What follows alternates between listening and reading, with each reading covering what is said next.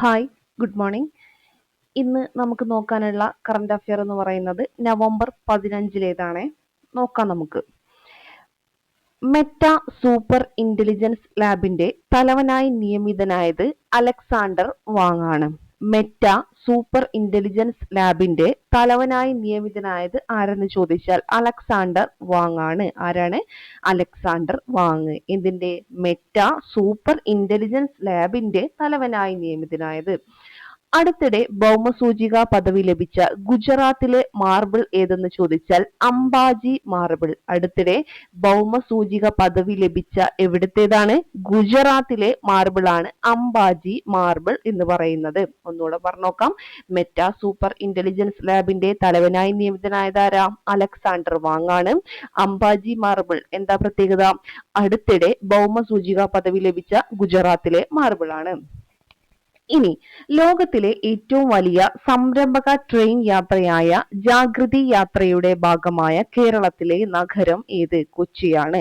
ലോകത്തിലെ ഏറ്റവും വലിയ സംരംഭക ട്രെയിൻ യാത്രയായ ജാഗൃതി യാത്രയുടെ ഭാഗമായ കേരളത്തിലെ നഗരം ഏതെന്ന് ചോദിച്ചാൽ കൊച്ചിയാണ്. അപ്പോ ലോകത്തിലെ ഏറ്റവും വലിയ സംരംഭക ട്രെയിൻ യാത്ര ഏതാണ്? ജാഗൃതി യാത്ര അല്ലെ. ആ ജാഗൃതി യാത്രയുടെ ഭാഗമായ കേരളത്തിലെ നഗരം ഏതെന്ന് ചോദിച്ചാൽ കൊച്ചിയാണ്. Then international centre for Kathakali award ലഭിച്ചത് ആർക്കാണ്? മട്ടന്നൂർ ശങ്കരൻകുട്ടിക്കാണ്. Okay, international centre for Kathakali award ലഭിച്ചത് മട്ടന്നൂർ ശങ്കരൻകുട്ടി. 2009 എന്ത് ലഭിച്ചിട്ടുണ്ട്? പത്മശ്രീ ലഭിച്ചിട്ടുണ്ട്. ആർക്ക്? മട്ടന്നൂർ ശങ്കരൻകുട്ടിക്ക് 2009 പത്മശ്രീ ലഭിച്ചിട്ടുണ്ടായിരുന്നു.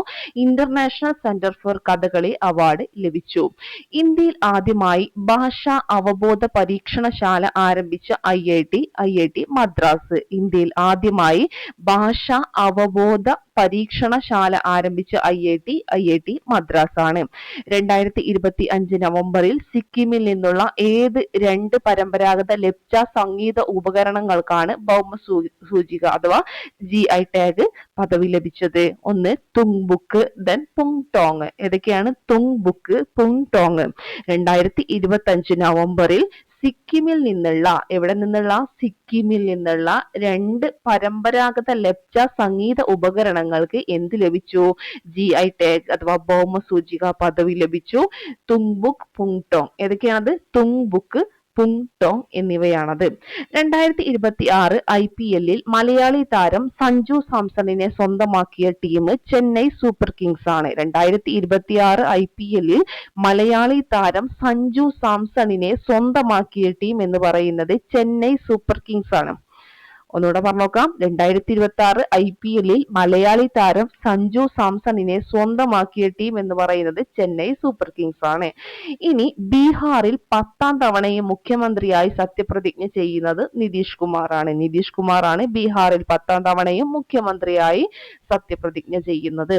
മനുഷ്യരിൽ ആദ്യമായി H5N5 പക്ഷിപ്പനി സ്ഥിരീകരിച്ച അമേരിക്കൻ സംസ്ഥാനം എന്ന് പറയുന്നത് വാഷിംഗ്ടൺ ആണ്. മനുഷ്യരിൽ ആദ്യമായി H5N5 പക്ഷിപ്പനി സ്ഥിരീകരിച്ച അമേരിക്കൻ സംസ്ഥാനം വാഷിംഗ്ടൺ ആണ്. ലോക സഹകരണ സാംസ്കാരിക പൈതൃക കേന്ദ്രങ്ങളുടെ പട്ടികയിൽ ഇടം നേടിയ കേരളത്തിലെ 100 വർഷത്തെ ചരിത്രമുള്ള തൊഴിലാളി സഹകരണ സംഘമാണ് ഏതെന്ന് പറയുന്നത്? Uralungal labour contract cooperative society ULLCS. ലോക സഹകരണ സാംസ്കാരിക പൈതൃക കേന്ദ്രങ്ങളുടെ പട്ടികയിൽ ഇടം നേടിയ കേരളത്തിലെ 100 വർഷത്തെ ചരിത്രമുള്ള തൊഴിലാളി സഹകരണ സംഘം ഏതാണത്? ഊരാളുങ്കൽ ലേബർ കോൺട്രാക്ട് കോപ്പറേറ്റീവ് സൊസൈറ്റിയാണ്. ഇന്ത്യ സ്കിൽസ് റിപ്പോർട്ട് 2026 പ്രകാരം യൂത്ത് എംപ്ലോയബിലിറ്റി പട്ടികയിൽ കേരളത്തിന്റെ സ്ഥാനം 4 ആണ്. ഇന്ത്യ സ്കിൽസ് റിപ്പോർട്ട് 2026 പ്രകാരം യൂത്ത് എംപ്ലോയബിലിറ്റി പട്ടികയിൽ കേരളത്തിന്റെ സ്ഥാനം 4. കേരളം 72.16%. കിട്ടിയോ? ഇനി എംപ്ലോയബിലിറ്റിയിൽ നഗരങ്ങളുടെ പട്ടികയിൽ കൊച്ചി 4ാം സ്ഥാനത്താണ്. അങ്ങനെ ചോദിച്ചാൽ എംപ്ലോയബിലിറ്റി നഗരങ്ങളുടെ പട്ടികയിൽ കൊച്ചി എത്രാം സ്ഥാനത്താണ്? 4ാം സ്ഥാനത്താണ്. ഇന്ത്യ സ്കിൽസ് റിപ്പോർട്ട് 2026 പ്രകാരം യൂത്ത് എംപ്ലോയബിലിറ്റി പട്ടികയിൽ കേരളത്തിന്റെ സ്ഥാനം 4 ആണ്. ഓക്കെ, അപ്പോ ഇനി മേഘദാട്ടു ഡാം പ്രൊജക്ട് നിലവിൽ വരുന്ന സംസ്ഥാനം കർണാടക. ഏത് ഡാമാണ്? മേഘദാട്ടു ഡാം. ഏതാണ്? മേഘദാട്ടു ഡാം പ്രൊജക്ട് നിലവിൽ വരുന്ന സംസ്ഥാനം കർണാടക കർണാടകയാണ്. എവിടെയാണ്? കാവേരി നദിക്ക് കുറുകയാണ്. ഈ ഡാം പ്രൊജക്ട് കാരണം കർണാടക, തമിഴ്നാട് സംസ്ഥാനങ്ങൾ തമ്മിൽ കാവേരി നദീ തർക്കം വീണ്ടും രൂക്ഷമായിട്ടുണ്ട്. ഓക്കെ, അപ്പോൾ ഇത്രയും കാര്യങ്ങളാണ് നമുക്ക് ലക്ഷ്യയുടെ ഈ ഈ ഇന്ന് നമുക്ക് പഠിക്കാനുള്ള കറണ്ട് അഫെയറിൽ തന്നിട്ടുള്ളത്. അപ്പോൾ എല്ലാവരും നന്നായിട്ട് പഠിക്കുക. പഠിച്ചതിന് ശേഷം ലക്ഷ്യയുടെ ടെലഗ്രാം ചാനലിൽ നമുക്ക് എന്തുണ്ടാവും, പോൾ എക്സാം ഉണ്ടായിരിക്കും 11:30. അത് പോയി അറ്റൻഡ് ചെയ്ത് നോക്കുക. നിങ്ങളുടെ മാർക്ക് നിങ്ങൾ സ്വയം വിലയിരുത്തുക. ഓക്കെ, അപ്പോൾ ശരി, താങ്ക് യു.